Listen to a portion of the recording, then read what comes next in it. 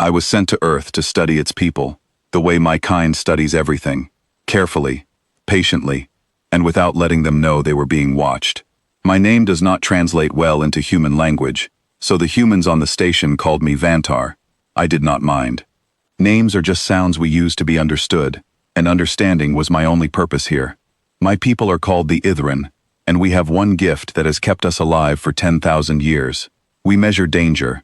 We look at any creature, any weapon, any storm, and we know, almost instantly, how much harm it could do. This gift has saved us more times than I can count.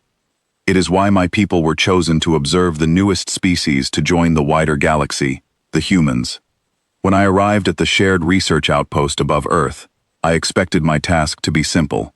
Humans had only recently been welcomed into galactic society, and every report I had read described them as young, emotional, and unimpressive in terms of raw power.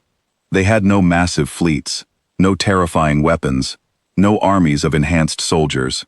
By every measurement my people use, humans ranked near the bottom of known intelligent species in terms of threat level.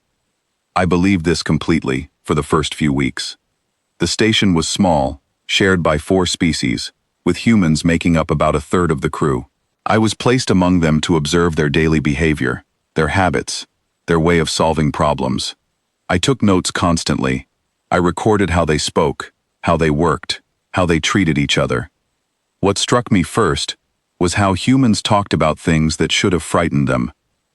One human, a young engineer named Priya, once described in the mess hall how deep-sea currents on her homeworld existed under pressure 1,000 times greater than the surface. She said this while eating a piece of bread, without any change in her tone, the way another species might mention the weather. I found this strange. If my people discovered a place on our world with such crushing pressure, we would map it, guard it, write warnings about it for 1,000 years. Priya just shrugged and said, "Yeah, it's wild down there," before moving on to a different topic.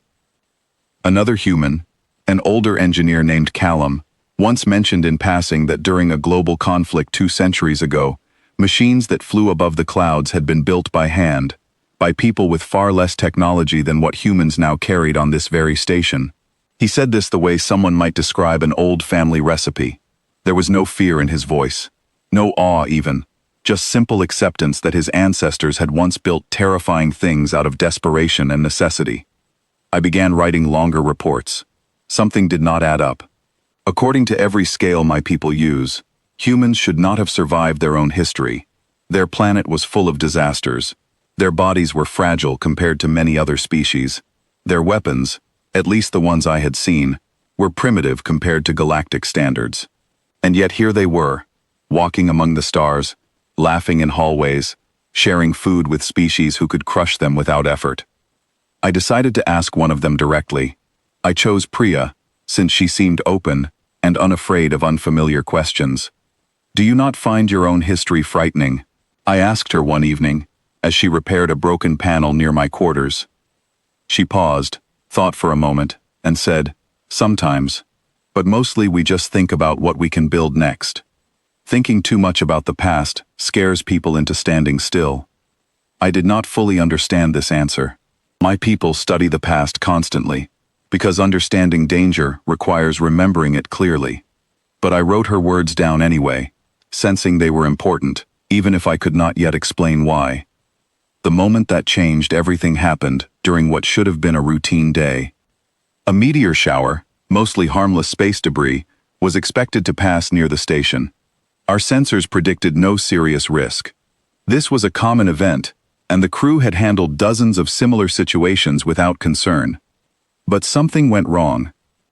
A larger fragment, one our systems failed to detect early enough, was on a collision course with the station's outer hull, specifically the section housing our main oxygen regulation system. If it struck directly, the damage could compromise breathable air for the entire station within minutes. Alarms rang through the corridors. My people responded exactly as trained. Calculate risk, gather data, form a committee, discuss options, choose the safest path forward. This is how we have survived for 10,000 years. We do not act until we are certain. But certainty takes time. And in that moment, time was the one thing we did not have. While 3 of my own colleagues were still debating evacuation protocols, a human crew member named Marcus, a maintenance worker with no military training and no special authority, ran straight toward the damaged section without waiting for anyone's approval. I remember shouting after him, warning him that the situation had not yet been fully assessed. He did not stop. He grabbed emergency tools from a nearby storage unit and moved with a speed and certainty that startled me. Within minutes, using nothing more than his hands, a portable welding tool, and quick decisions made entirely on instinct, he sealed the damaged section enough to stabilize the oxygen levels until proper repairs could be made. When it was over, the entire station was safe. No one was harmed. The crisis, which by our estimates should have taken hours of coordinated effort to resolve safely, had been handled by one person in under 10 minutes. I found Marcus afterward, sitting quietly, drinking water, as if nothing extraordinary had happened. "You could have died," I told him, still trying to process what I had witnessed. He looked at me and shrugged, much like Priya had weeks earlier. Didn't really think about it, just knew what needed to happen, so I did it. That sentence stayed with me longer than anything else I had recorded during my entire mission. My people are taught, from the moment we can think, to measure every risk before acting. It is not weakness. It is wisdom, passed down through millennia of near destruction. But wisdom, I realized that day, can also become a cage. While we calculate, humans simply move, not recklessly, not without thought, but with an internal trust in themselves that does not require external permission or careful preparation. I began looking back through human history with new eyes, not to study their weapons or their wars, but to understand this strange, quiet confidence that seemed to live inside so many of them. I found records of humans climbing mountains with equipment so basic, it seemed impossible they survived. I found stories of ordinary people, doctors, teachers, farmers, standing calmly in the face of disasters that would break most other species, simply because someone needed to help.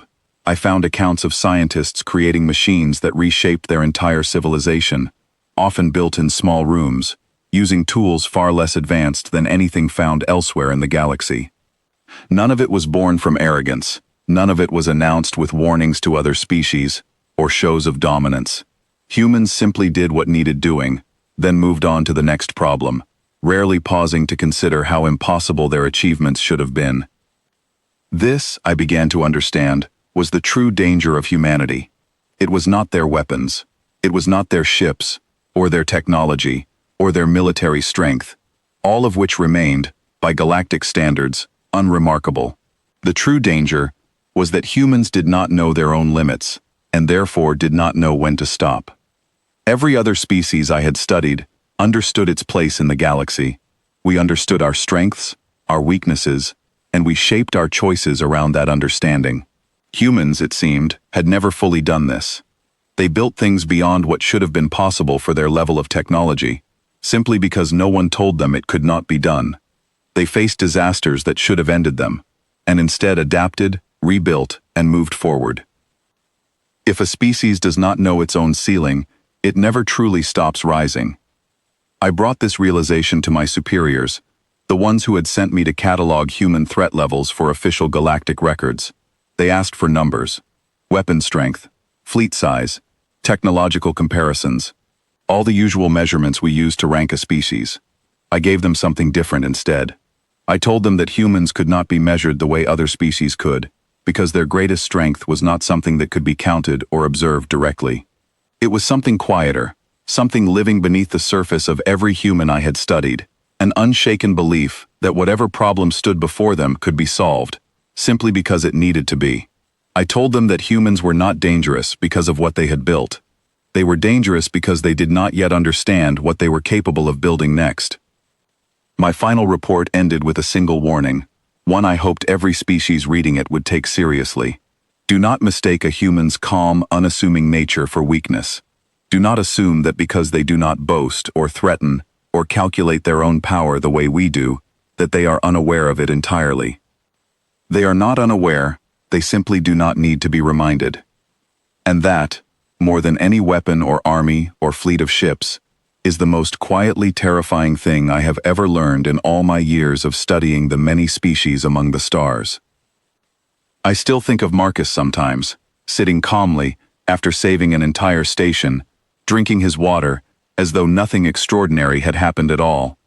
I think of Priya, describing crushing ocean depths, the way someone might describe a walk through a garden.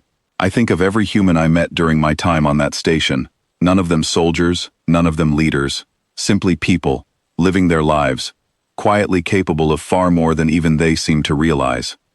My people have survived for 10,000 years by understanding danger before it understands us. But some things cannot be measured by strength alone. Humans do not know how powerful they truly are. And perhaps, in the end, that is exactly what makes them the most powerful thing this galaxy has ever quietly, calmly, without fanfare, allowed to walk among the stars.